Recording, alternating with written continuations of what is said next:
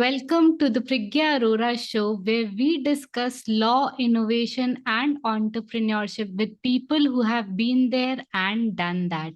My name is Priggya Arora, founder of PA Legal, an intellectual property law firm in India.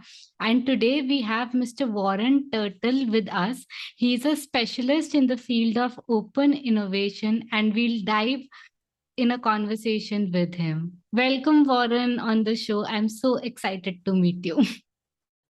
Well, likewise, Priggya, thanks for having me. I know we're on different continents. I'm in the New York City area in the United States, and it's my pleasure to converse with you in India. It's really exciting. Wow. So, Warren, let us start with your story and how did you enter into the field of open innovation? Well, I could go on for a few hours, but I'll make it as quick as possible. I sort of was an entrepreneur in my youth growing up. I had my own paper route when I was a boy. I shoveled driveways and washed windows and took care of people's lawns, and all through my college years to earn money. I went to work after college in New York City at a department store called Abraham and Straus. It was a wonderful place to learn how to become a buyer and a merchant. I spent 6 years there and learned a great deal. I was in the housewares area, but I always wanted to be in my own business. I always wanted to get back to what I was doing, which was working hard, but scheduling my own hours. So I left there and I started my own collection of stores. They were called the Complete Kitchen. Wow. They were a high-end sort of specialty kitchenware shop like Williams Sonoma. I don't know if you're familiar in India, but here in the US, they're quite big. I had a cooking school. I had a food business. I had a chef's takeout. I kept growing it. I finally had 65 employees, and I was very involved. And one day an inventor walked in with a product that ended up being called Misto, the olive oil sprayer. And I had been very good at finding new products. I write about it in my book, Inventor Confidential. I had launched about 10 or 12 new products. But this gentleman was different. He was an inventor. He was hadn't made any of the products yet. He just had a prototype. And it was an oil sprayer that allowed you to spray.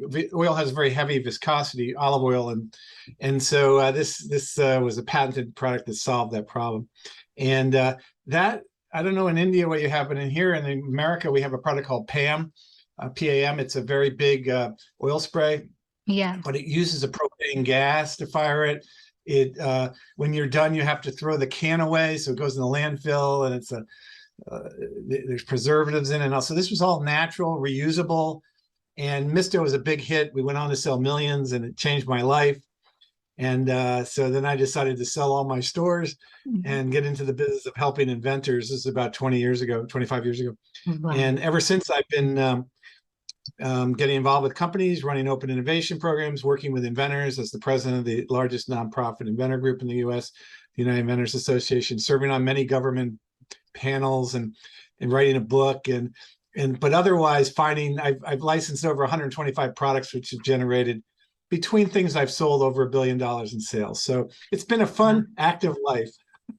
Warren, that's why, I am so excited to meet you and to learn about this, because IP commercialization in India itself is very, very new. We are beginning, we are in the stage where people protect their IP, people innovate, people make products, but they are not able to commercialize to the extent they can. And if I can learn and people through this podcast can learn from you, maybe we can implement and together help so many people around. Well, my pleasure. And that is, it's not easy. Yeah. It's also not simple. Correct. It takes a bit, for people who are listening today, and I'm not trying to sell anything here. Trust me, I'm not a salesman, more of a mechanic. But I did write a book called Inventor Confidential, which can be gotten on Amazon. And if people want to read a little bit more and get a little bit more depth on this, but it's not easy, Priggya. It's a lot of things have to come together. Correct. and the odds are long, and the risk can be high. So you want to mitigate. I don't know if that word is right. You want to reduce your Yeah. risk, mitigate your risk, but at the same time follow, your leads. It doesn't always work out, so you have to be kind of tough, and but I try to be very real with people. Yeah. There's a lot of people here in the United States. There's companies that are always telling inventors, oh, you can do it, and just pay me and you can do it. And so they make money, but the people that are actually doing it, are not making money. And that's actually kind of upsetting to me. So I believe in businesses where everybody profits, and Yeah. to the extent that there's not profit in it, then I don't want to take people's money, and I don't take people's money. So Absolutely amazing. So, Warren, let's dive into. I think we'll have to start from the basics, like what is open innovation and how can people, companies, businesses, inventors, individuals benefit from open innovation? perfect. So open innovation, I define it as the search by companies Yeah. outside their four walls for new innovation that they don't develop in-house, but they're looking for outside the company. The term was actually was coined by, I don't know if you can see it on screen, by Dr. Henry Chesbrough. He's written 9 books on open innovation. He coined it about 25 years ago, and he's a professor at the Haas Business School in Berkeley, California, University of California in Berkeley. And he was a proponent of describing, because frankly, at least in the United States, and I speak mostly, I need to be honest, that most of my experience is from here in the United States. I have a little bit of experience in Europe, no experience really in India, but here in the United States, companies in the 1960s and the 1970s, they were all very what we call proprietary. So to describe that term, it means they were doing everything themselves in-house. They all had secret formulas, like Tide. Like Tide is a dishwasher, a cleaning product. It has secret formula that only Procter and Gamble knew about, and they sell this, or McDonald's, there's a special sauce, on your burger, and nobody could take the special sauce. So everything was very proprietary. Companies battled each other for market share. And open innovation was the concept of we don't have to do that. We can share information. Yeah. We can reach outside the company for innovators and do deals with them, licensing deals and things, so that everybody benefits. And Procter Gamble was the first big company to do that.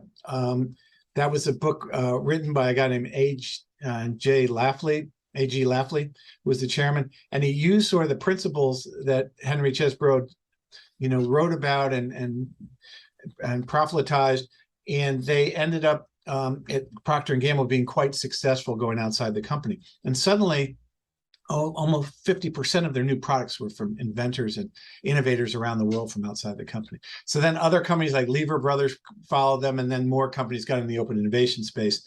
So that was sort of the origins of it in the 70s and 80s, and it started becoming bigger in the 90s. But then, unfortunately, companies learn that it's not always easy. Sometimes they try these new ideas, they don't work, money's spent on them. So there's a little bit of frustration that we've gone through. So you've seen the open innovation arena sort of expand and then sort of shrink back again. And today, more progressive companies are still doing it, but they don't really know how to do it and where to look. And it's amazing the cultural differences. Like there's cultural differences between India, say, and the United States, but there's massive cultural differences between innovators, independent innovators, and large companies. Correct. They come from entirely different backgrounds and they don't understand each other. So that's why I jumped in the space. I'm a translator. I'm Marco Polo, I'm trying to convince the big companies, and I show them how to do it and try to convince the innovators how to approach them properly. So that's my mission in life. And we're taking a second charge at it. And in fact, I'm now involved in a startup company called Marketplace, which is going to take the things I've learned from the companies I've worked with and do it with hundreds, if not thousands, of companies. So we still believe in it. It just needs to be done properly, and people need to learn from the experience. Correct. So I think one currently also, as you said, a lot of people want to get involved in this area, but they don't know how to. And many of the people are trying to develop an ecosystem where things can coexist together, or small inventors are able to reach out to companies and things like that. So here, we have uh, on one side we have a very strong intellectual property system where people are like, we have to protect our intellectual property, we have to protect it as a trade secret, we do not have to disclose things, we have to monetize based on the monopoly we get after protecting intellectual property. On other side, there is a concept of open innovation where people believe in sharing values, sharing experience, sharing innovation, and things like that. But these two things coexist together. Like if I have IP, I can still go into the licensing deals. So I think here it is very necessary to discuss how to maintain a balance and how to this coexistence live actually between the Sure. companies. Well, I understand exactly what you're describing. Um, and there's two sides of it. So let's talk about the inventor or the innovator side. I'll use the word innovator because Yeah, it's more than just inventors. correct. Um, everything always starts the same way. It starts with an idea. It starts with then vetting that idea to see if anybody's pursued it already, what else exists in the marketplace. I write about this extensively in Inventor Confidential, and to me, it's very important to do things correctly, and that means, in my opinion, building a prototype that functions or proves function. Doesn't have to look nice, but Yeah. it has to work. Okay, and while you develop that prototype, then you're learning what mechanical parts to it function and make it function and are unique. And that's the basis of then looking into the intellectual property side of it, what can be protected. And I believe in doing all these things properly. If you're not a product developer yourself, getting someone involved that is, then looking into the patent side, the search side. If you're not an expert in that area, get a person that is like yourself to help. These are monies well spent in the beginning to sort of get through the barrier of translating your idea into a product. I am not a big believer in ideas, throwing ideas against the wall, because I've seen it 100,000 times, and they're not protected, easily taken. And companies, quite frankly, this idea that we throw an idea at a company and they magically just take it and pay you hundreds of thousands or millions of dollars is bogus. And even the people that claim it never really have that type of success with it. So I like to tell people the truth. You need to do the hard work, Yeah. and you can't just come up with 100 ideas and send them to me and I'm going to be your savior. You need to pick what the one that you think is going to make it and present it that way. So for innovators, then when they finally get to that point where they built a prototype, they figured out a patent, and then a decision has to be made. Do I want to go to market directly myself? Which is, I think, in some ways, I wouldn't say easier, but it's more, there's more opportunity than there was years ago. Now you can go on Amazon, you can do things yourself, you can set up your own websites, you can drive traffic there. That was not available 20 years ago, so that's a good thing. Or you may want to license it. Most people go the licensing route because it's easier, they can turn it over. Of course, when you go the licensing route, then you're paid a royalty, which is a smaller amount. And but hopefully they do bigger volume because maybe the company has great resources and they have brand names and shelf space and so forth. But if you do it yourself, it can be quite risky. So you really have to know what you're doing, get the right people involved, and be able to basically finance your risk. On the company side of things, they have many large companies, and the companies I work with have their own internal product development departments. Yeah. And they have heads of research and development, and some even bigger, quite sophisticated. But they tend to work within a corporate arena where they're not necessarily entrepreneurs, they're not necessarily savvy. There's a lot of pressures inside the company to perform a certain way, to act a certain way, and they're not always open-minded and different to see where subtle, disruptive, new stuff could be exciting. And so what I do for them is I add this other element that I manage for them. And then when we find something that's good and we vetted it and it makes sense, then they can latch on and then they can get involved with it, which is a nice thing. But for companies, the challenge is, how do you stay open-minded? How do you make decisions on things you move ahead with? And how do you invest in those so that you reap the rewards? And understanding that there's risk involved on your side too. But the beautiful thing is when it works, it can be dynamic and game-changing. Yeah. So, but all this is not easy to do. So we try to live in the real world, Priggya, Yeah. and let people know there's challenges on both sides and define it and then take it from there. Correct. So, Warren, we understand like there are challenges on both sides, like inventor side and the company side too, because company is going to evaluate the product what inventor has developed, and inventor has to, I think, give their pitch in a right direction that what exactly is innovative in their product. So there has to be a balance on both sides. But for example, an innovator comes to you with a product, any product. For example, let me take, though this is a paper straw, but let's consider that this is a highlighter of some sort, a new highlighter which is developed. So if an innovator comes to you, what would you suggest him that what step he should take on his side to take the products into market? This is a very nascent stage and an example, but probably if we discuss some steps, people will have some idea like what do they actually need to do at the ground level. Well, let me first start off by saying he or she. Yeah, he or she.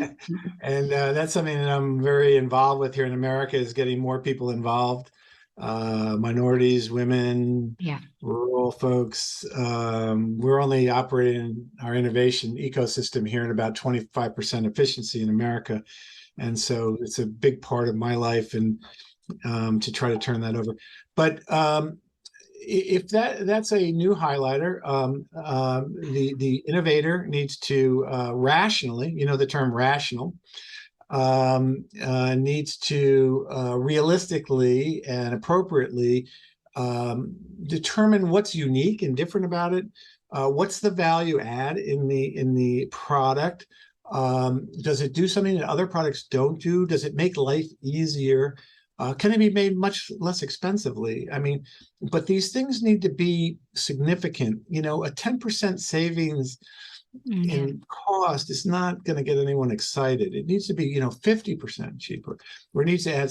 So there has to be an evaluation, and that has to come from, so that's the first thing innovators can do is, and how do you do that? Well, you can go online, you can check Amazon, you can see what else is out there. Here in America, I'm not sure in India, but you'll have to translate this for me. But in America, let's say you had that product, I would go down to my local, computer stores, or I would go to tech stores, and I would talk to the salespeople. I would show it to them. I'm not worried about them stealing the idea. I really am not individuals. I worry with companies, but not with individuals. Ask people what they think, whether they like it or not. As you develop it, try to talk to people who have some sort of expertise in it. And I'm not talking about the presidents of companies. Presidents of companies have expertise in running the companies. They really have expertise in the products they make. I mean, if you're a company that makes, footballs for a football game, the president usually doesn't even play football. I would go talk to the football players, and what do they think of it? Do they enjoy it? And so forth. So that's step number one. You need to, determine that. And then you need to get very familiar with competition. And maybe there is no competition. Maybe it's so disruptive that nothing exists, but there's usually something that you can compare to. Like I mentioned Misto before, there was nothing in the housewares area, but there was something in the food area in PAM. So you want to play off that, see what you have and so forth. And that's very important. to build your foundation, because as you go forward, people are going to assume that you know what you're talking about, and you better know what you're talking about. And then the next step is, if let's just say, for example, that you want to license it and find bigger companies, then you have to go out and do your homework. Now, in America, I preach to people that it's really fun and good to go to trade shows. Yeah. We have a lot of trade shows in America. I don't know if you guys are familiar with that, but Yes. we have 30,000 trade shows in America. I mean, they're all very small in hotels to very large ones, Las Vegas or Chicago. There's in every industry. So if you have a housewares product, a hardware product, in this case, a tech product, you might want to go to the Consumer Electronics Show in Las Vegas, walk it for 4 days, go through all those little companies in the back to see. Be prepared to share some information with people, maybe not give the whole thing away. You can also go online and research companies. My new company, Market Blast, it's marketblast.com. We have about 100 companies right now doing searches. We're expanding that greatly. Over the next few months, we're going to have major announcements that with information to people that would link them into tens of thousands of companies. So more on that. We've been working on it, but more on that later. But there are different resources, but you need to go out and find out who might be the right partner for you. And then you need to go to those company websites and see if they take outside product submissions, to see what their process is. Some are very clear that they don't, so you can stay away from them. For those that do, if you reach out and start, submitting, like at Lifetime Brands in the housewares area, I do that. We're set up to do that. There might be a point where in the beginning you just are sharing information. I wouldn't give anything away of specific value. For instance, if it was a wand that you were saying, or I forget what we're talking about, but you could generally say, listen, I've developed this wand. It's 50% more efficient and it uses less energy and it's good for the environment. Would you be interested? That's not giving anything away. So that's okay. You could describe what you're up to get interest. If they then say, the company then comes back and says, yes, we are interested in that, then, and they want to see more, then you need to make a decision on sharing specifics. And then you need to do it under what we call a non-disclosure agreement. Correct. Sure, you're very familiar with that, but your listeners we call it an NDA here in the United States, but a non-disclosure agreement. I'm sure you have your equivalent in India with the legal system, that you sign an agreement that says that I will share specifics now. I will show you how I came up with this better product, but you cannot share that, nor can you profit from that. And so here's the thing though. Companies typically want you to sign their non-disclosure agreement. Yeah. And there's a reason for that. It's because, I get thousands of submissions a year. I can't sign thousands of different NDAs and look through, it would be too costly. So I have my own NDA and the company has their own NDA. Yeah. So if that's the case, don't get discouraged. Just make sure you read through it. Make sure they check with someone like you, or their legal people if they're not sure about it, and make sure the NDA is fair. Yeah. Because that's a big indication, I have found, that whether the company is a good company and one worth working for. If the NDA is what we call onerous, then and it's all their way, I wouldn't deal with them, because it's only going to get worse as you get down the road. Our NDAs are very fair. People always compliment me on because we're trying to get to the next step. So a lot can be learned from the NDA in terms of whether the company is a good one or a bad one. So those are a few steps in the beginning to get you started and start the conversation with a larger entity. Wow. I love the way you explained that in the initial stage, don't disclose too much information, because I think it will give a ground for infringement, or companies can come up with their product themselves. That's so correct. But you got to give them something, I use a different example here in the United States, but I'll give it anyway because it's kind of. So do you guys mow your own lawns? And we have like lawns and we're always mowing them. So I always say, if you invented a lawnmower that can mow the lawn in half the time, And Yes. maybe you could be drinking a cocktail and it does it by itself. That's okay to say. You just say, I've invented a lawnmower that mows it in half the time. But Mm. if they ask you, well, why, how can it do that? Now you have to be very careful with that information, because that's what they could take. So don't Correct. give anything away, and be very careful, but be polite. I always encourage people, be polite and friendly and nice. I, Yeah. I I have had many, many, many, many nice relationships with inventors, thousands over the years. There's every so often a jerk. I had one a couple of weeks ago that was a complete jerk, and life's too short, Yeah. for a know-it-all jerk. They're usually men, by the way. Men are like that. But then when you describe it, be brief, be Yeah. to the point. You don't have to sell me. Okay. This is important. This is really important. You don't have to sell me or a company in the first minute. Okay. It's just slow down and get them interested. Tell about what the general benefit is of it. And then if I'm doing my job, I come back to you, and then I want to know more, and we develop a relationship. It's just like dating, Correct.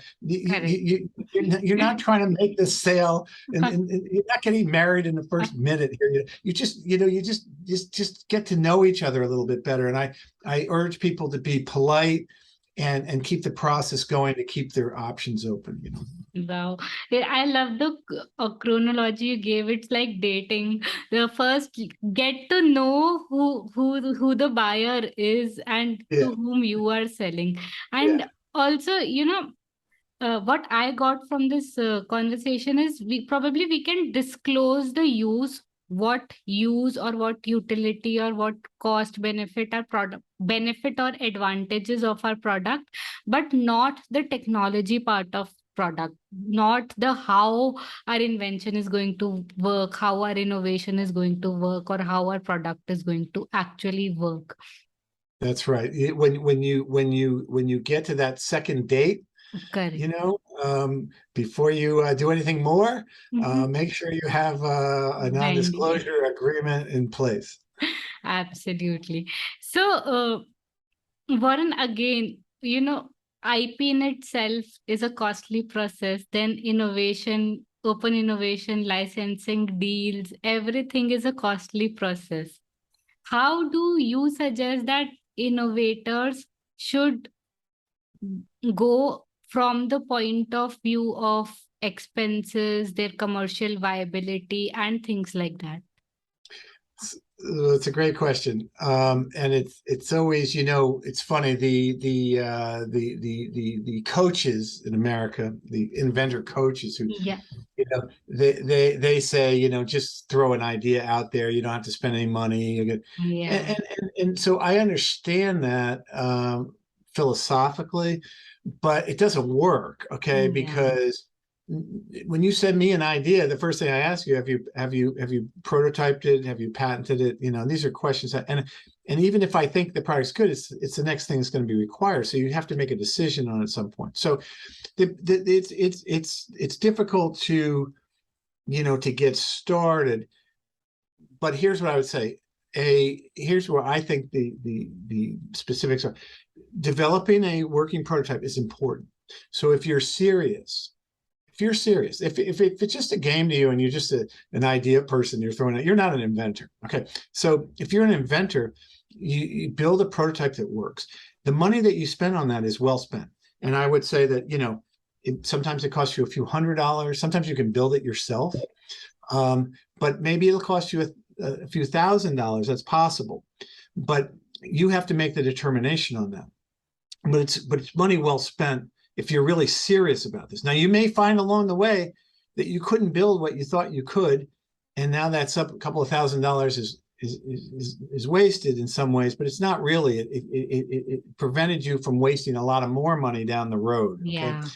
The other component that we talked about was intellectual property.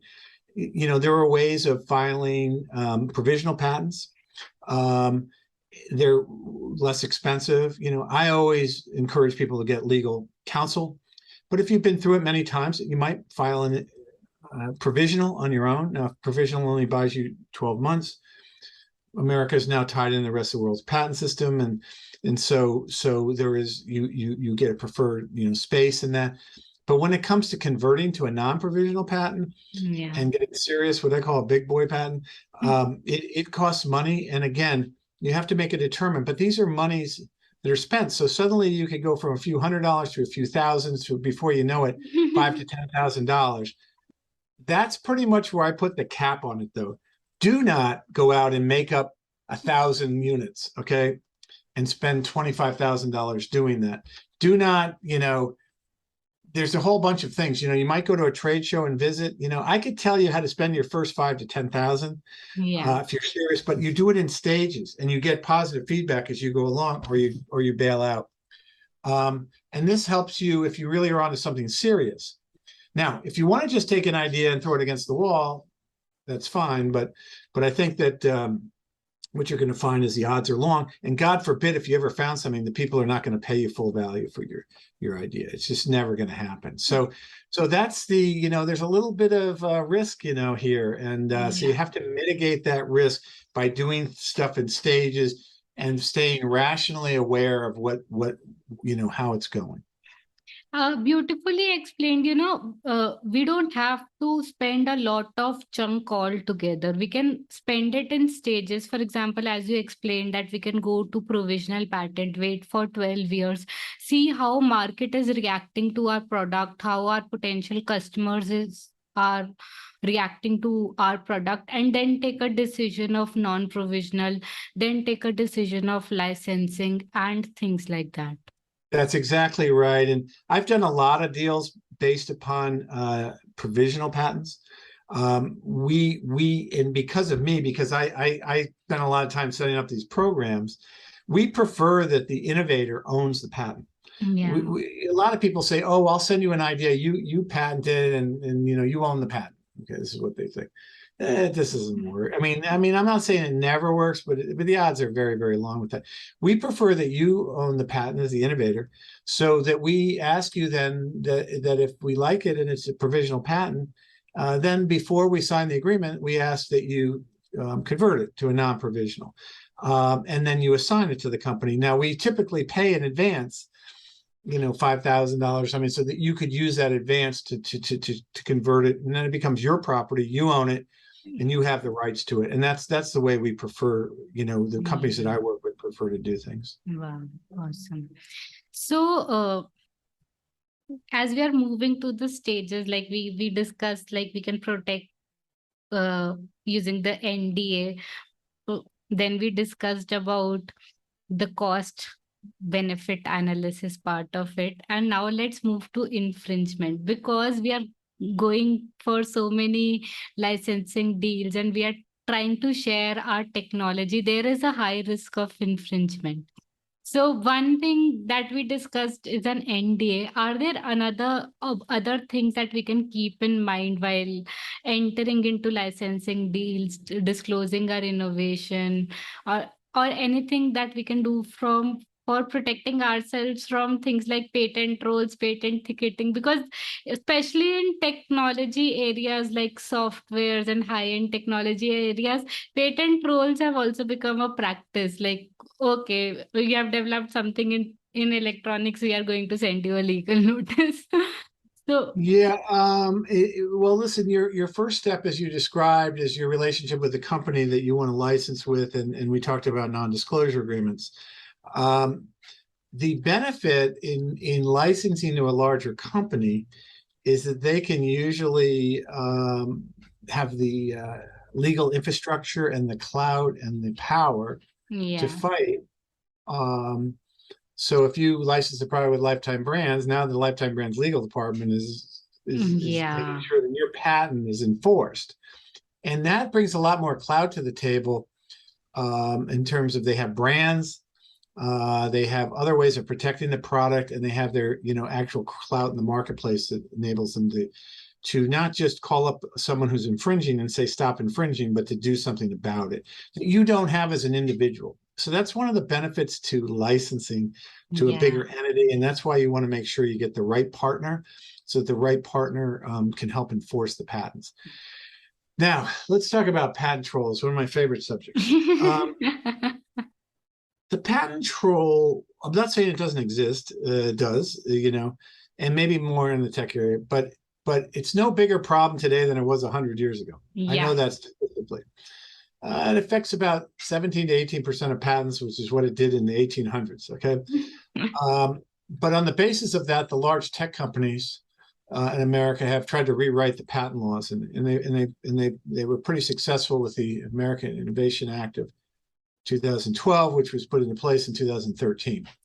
Among things that they put in there, the bane of my existence is the PTAB, the Patent Trial and Appeal Board, which says that you could go through 4 or 5 years of getting your patent issued, and then anybody, but not just the parties who are involved, could go back and challenge your patent.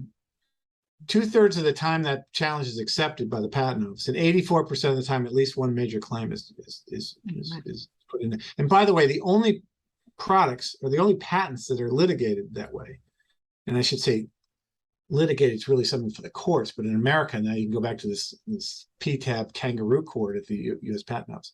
It's very expensive, you know, to take that back. But the premise of the PTAB is it's supposed to save expensive going to a main court.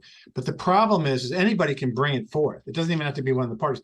And then immediately upon acceptance, your patent, which was valid, is now considered no longer valid. Yeah. So now you're back at this equal playing field. Instead of if you went to court, you would at least have a valid patent and you would have the advantage. Yeah. Having gone through all this thing. So it's a very, very frustrating thing. It's a very unfair practice, and it way outdoes the negative impact of trolls. PTAB has been a killer. I'm on the United States Intellectual Property Alliance National Board, and I'm going down to Atlanta in 3 weeks, and I put together a video about Molly Metz. You can write that name down, Molly Metz, M-E-T-Z. Molly was a 5-time United States jump roping champion. She invented a superior jump rope, spent 5 years getting a patent, put $30,000 into the product. And then as soon as she started selling them, everyone infringed upon her. And then the big guys from CrossFit, the biggest manufacturer for CrossFit, stole her idea, put other people's names on it. And when she told them to stop, you know, by the way, that's what trolls do, but this is an actual person that has the product. And they said, you know, see you later. And they went to PTAB and they got her patents infringed. And she ended up selling her business, and she lost a lot of money on it.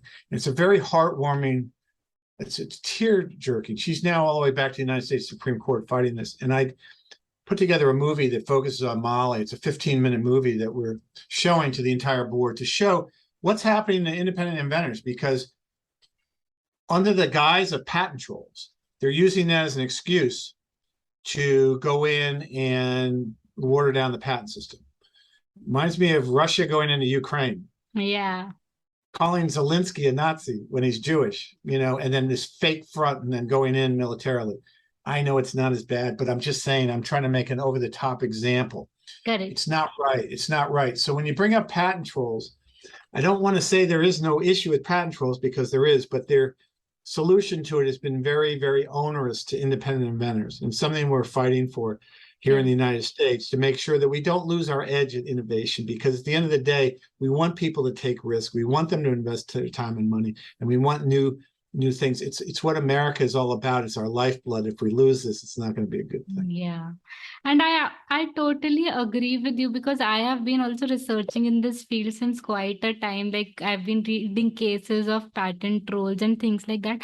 For smaller inventors or innovators, it is very, very difficult to fight, because most of the time they'll think like, okay, we just cannot fight with these players, and it's best to enter into a licensing deal. Well, you can't fight them, you know, if they won't license it though, and they just take it, you know, it becomes even worse for people. So, and by the way, nobody ever steals an item that's not successful. So they sit back and they wait, and this is why they do it. This is why the patent system was first put in, to protect people and to create innovation. The American economy has been built on it since 1792. It's had success beyond people's dreams, and this is what builds it. I mean, Google, Apple, these companies that are fighting, they all started with patents. and their Yeah. algorithms and other things. So, but I always say once they're up in the tree fort, they want to pull the ladder up, and not let any girls up there. It's like no girls allowed. That's a scene we have here in the United States. And We all had tree forts when we were kids.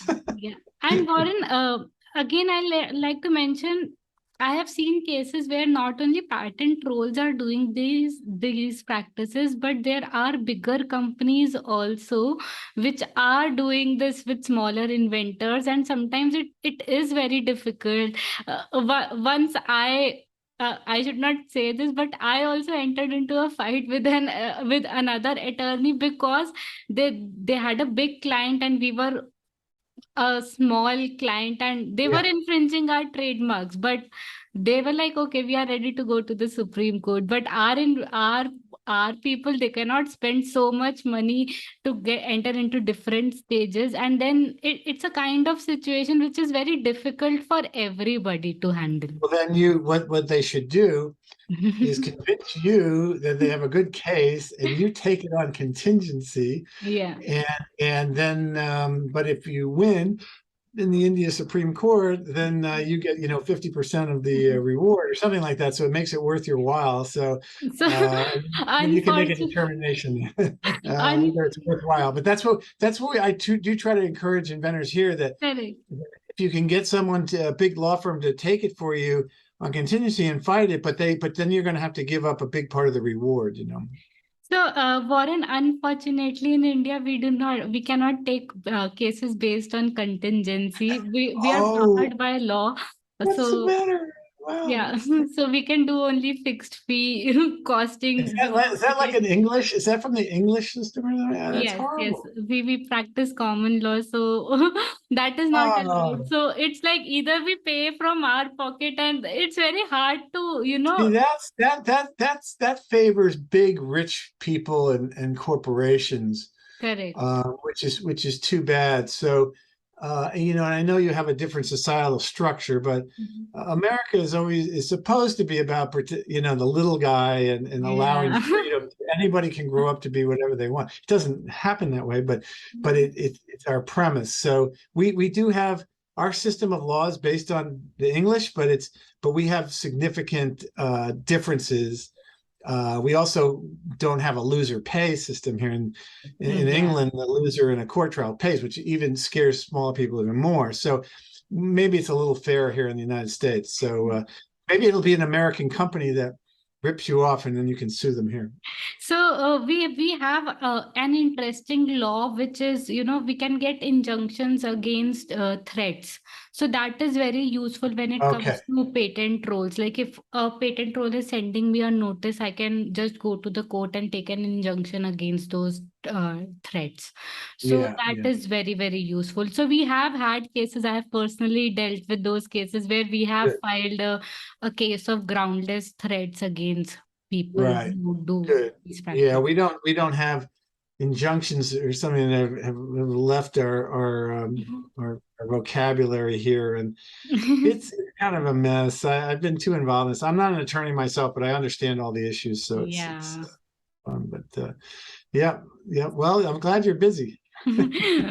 So, Warren, now what we'll do is we'll come to you. We have discussed about open innovation and we'll discuss a little bit about your life. So, it is a quick rapid fire round. Just answer these three questions very, very quickly. Be like my psychiatrist. You ask a question. I'll Yes. say, okay. Three things you are grateful for. I'm grateful for my family, my mother and father, and my family growing up. I'm grateful for the health of my family today. And I am very grateful that I have had a wonderful life in an innovation world, which has been beyond my dreams, exciting and beneficial to me. Two traits or habits that you think are useful for a professional career. Well, I like to say this: if you want to go in your own business, someone asked me once, what's a trait I should have if I go into my own business? I said, be able to get up in the morning without an alarm clock. Wow. That's one I would say. Being Awesome. motivated, and I would say the other is obviously working hard, and these are important things, but enjoy life too. make sure that you stay open-minded and experience all things in life, because you never know where the experiences you learn outside of business come back to help you. So Wow. keep an open mind. Open mind and get up on time without an alarm clock. And one aspiration you have for the future? Well, I really, in terms of the subject we're talking about, I have great desire that the next generation of inventors, and those that are just being born, and those that are in their 20s and younger people, continue to have opportunity, and that they grow up into a life where they can pursue their dreams, they're not taken away from them. I'm a big person in freedom, individual freedom and opportunity. I know that that's difficult some places in the world to practice. So get yourself to a place where you can practice it. And my aspiration is for those who come behind me to have the same opportunities. By the way, not just if they're white men. I have 3 daughters. For my daughters, for minority, for people disenfranchised, for all the people of the world that haven't always had access or always had all that inside backing and so forth, to have a world where they can maximize their talents. So that's my aspiration. Awesome, amazing. And I wish everything comes true. So we are also 2 sisters. So Yes. I can relate to this very much. Well, my mom, my mother was very bright. She graduated from high school at 15 years old. She was number 1 in her class. She was never allowed to go to college, or this is back in World War II in the 1940s, and women didn't go to college, and so she was very, very bright, and could have been very successful. And I always, my children, my daughters are all now, one's a lawyer. She works for Goldman Sachs and is in compliance. My middle daughter's getting a PhD in institutional psychology, and my younger daughter works for Pandora Radio, selling digital media in New York City. So they have wonderful relationships with men who recognize and understand that there's tremendous value in what they bring to the table. So that's an amazing thing, and I hope that continues. Awesome. So Warren, any final thoughts you want to give to our audience before we conclude this podcast? Well, it's such a pleasure today. I grew up in Switzerland. I lived for 5 years. I do a lot of traveling, and I go to Europe a lot. I have yet to go to India, so maybe someday. But I'm sort of enamored, and I've always read about it, and met many people from India who have been terrific and good friends. So thank you for having me and let me speak to your audience. Thank you so much, Warren, for your time and your willingness to share. It was absolutely a delight speaking with you. You got it. All right, Priggya. Well, until we talk again. Thank you. Hey there. Thank you for attending today's session. If you enjoyed today's session, do follow our channel and consider sharing it with a friend. My name is Priggya Arora, daughter of inspiring parents, alumna of IIT Kharagpur, engineer turned lawyer and entrepreneur, and now founder of PA Legal, where we help creators and innovators protect their intellectual property. Thank you.